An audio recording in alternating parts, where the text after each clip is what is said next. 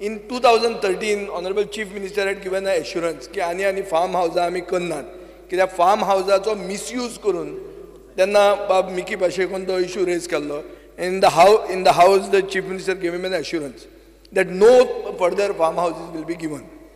Now, it is possible that this 4,000 square meters, which is considered as the unit to make the farmhouses, can be misused by people.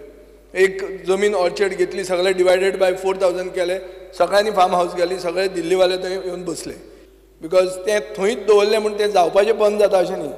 तातूंत इल्लिगॅलिटी येता. इल्लिगॅलिटी येवनूच हे 40 lakh square metre convert जाल्ले आहा. Anybody who constructs 100 square meters is entitled for exemption from infrastructure tax. Now the intention of bringing this bill was basically to increase that 100 square meter area to 250 square meter area.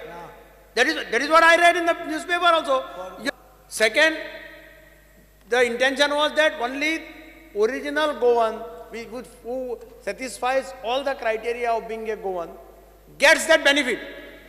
But Speaker sir, एक आमी मानूंक जाय की गोंयकार म्हणटा तो अर्राद 100 square मिटरान जो कायदो आज आहा ते 100 स्क्वेअर मिटरान गोंयकार एक बरें भशेन घर बांदून अर्राद जगतलो अशें आमी मानूंक शकनात. म्हणून तें आमी केल्लें आहा.